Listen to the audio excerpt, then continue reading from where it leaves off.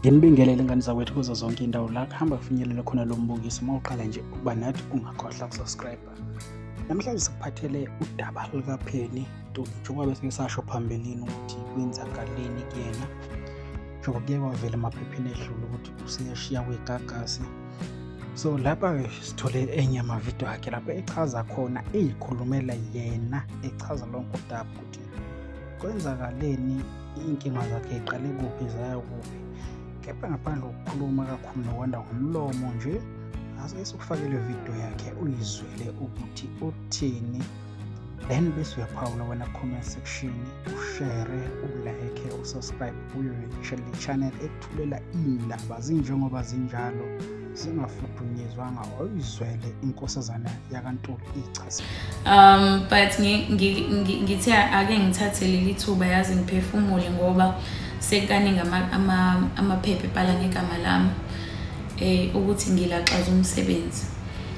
Firstly, ngisho ukuthi kuyintatheli. I don't appreciate indlela publish indlela enisebenzise ngayo amagama angahlali kahle ukupublisha i-article ethi ayihlanganisa igama lami.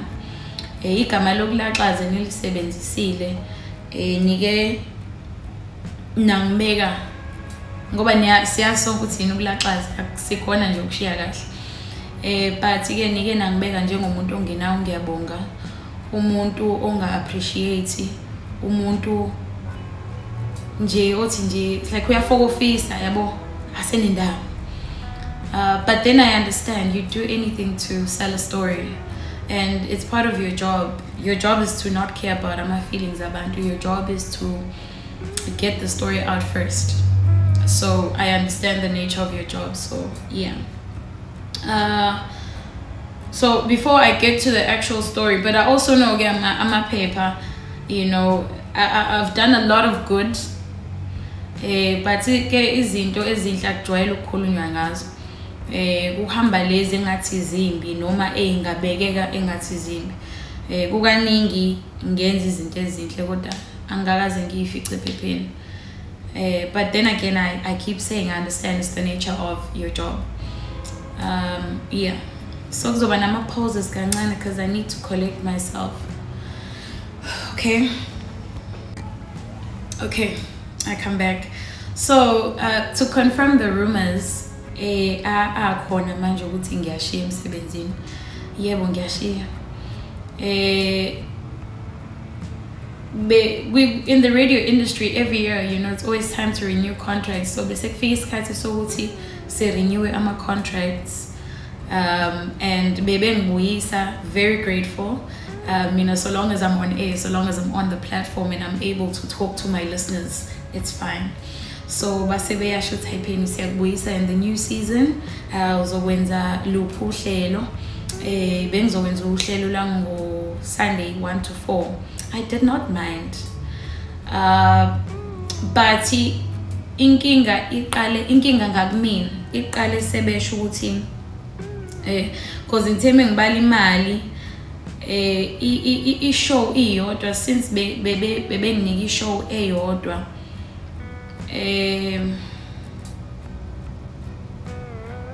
since bebenginika i-show eyodwa bebezongikhokhela u711 rands per show.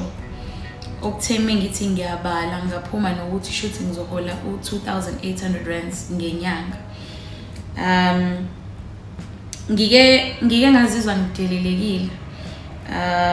Kodwa ngehlisa umoya ngabuyela kubona abaphathi ngoba angike ngingathanda ukwenza isinqumo uma sengibheke emuva ngithi what if ngazama ukukhuluma nabo. So ngase ngiyabuyela kubaphathi ngaphinde ngacela ukuthi ngizocela sibuye sibonane sikhulume ngale offer yami entsha yesizini yalonyaka. Yeah, so my whole thing was I don't have a problem with the show, but bengicela ukuthi mesikhona isikhala mhlambe ningiphe enye show ezokwazi ukuthi nezelele kule mali engizoyihola. Ngoba eqinisweni nje sesikhuluma njengomuntu hayi njengomsakazi, ikuphi la ngizothi mengikhipha khona i-payslip yami ngi-approve ngihola u2.8 ngenyanga. yini engizokwazi ukuyithenga ngo-2.8 inkosi yami njengoba ungena esitolo wenza igrosa 1000 nje izinto eziwu3 eziwu4 yini engizoyenza ngo-2.8 angisho ukuthi akondli umndeni wami but mina ekhaya babheke mina so ngacela kubona ukuthi uma ukhona omunye umsebenzi engingakunika wona oseceleni ngizocela ningiphe ukuze kuzokwazi ukuthi kunyuke le mali engiyiholayo. I think I got to a point where I had to ask abaphathi ukuthi bona ke mase sikhuluma iqiniso bangaphila ngo-2,800 rands ngenyanga ngangicela lapha.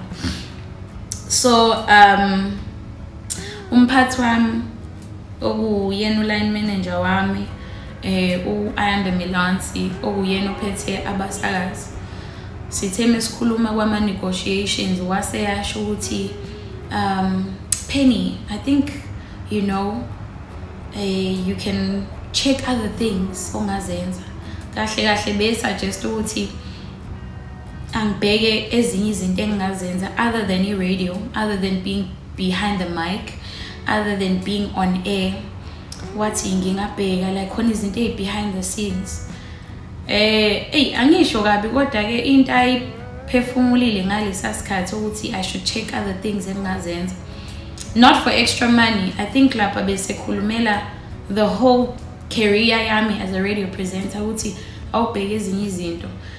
Liyanta eshilo ike yangibulala ukuzethemba kwami ngokusakaza. Because indirectly it's like I'm being told that you're not good enough, try other things. Ukuthi sengihambe isikhathi eside ngokusakaza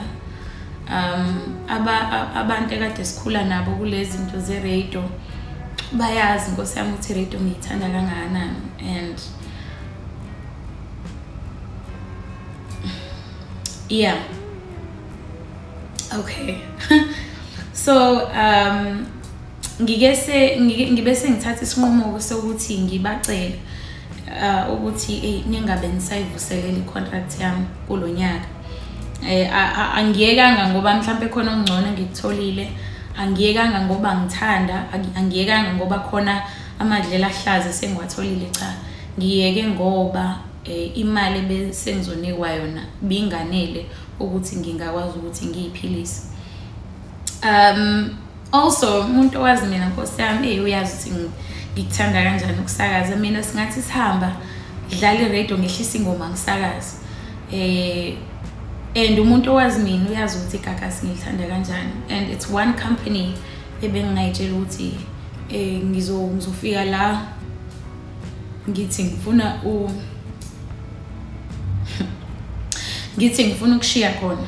You know, I love Gagasi FM. But it's true, I'm not coming back this year. And yize kunjalo ke ngithi angibonge uGagasi for the opportunity that was given to me 2 years ago to showcase my talent. And I actually used to find it funny when one of my articles abhala ukuthi uPenny Ntuli is the most paid radio presenter. But that's a story for another day.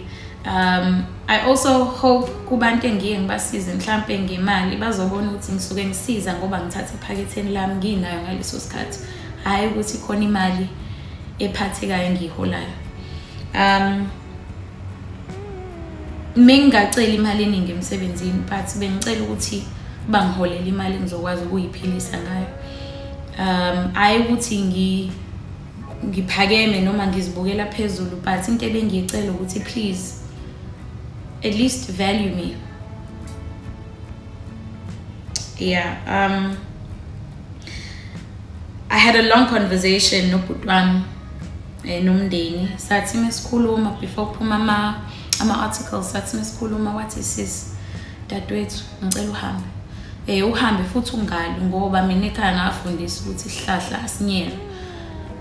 So bengizohamba peacefully, of which I'm doing, but kuthe mekuphuma la amaphepha ngabona ukuthi igama lami lizopendeka njengomuntu mhlambe owenza into wrong, so ngase ngithi awuthi ngisase ngisibeka izizathu sami sokuhamba. But ke yize sekunjalo, I just want to say sengivala to those aspiring radio presenters who want to do radio. I will tell you the Gagasi FM is one of the best companies to work for, so shoot your shot.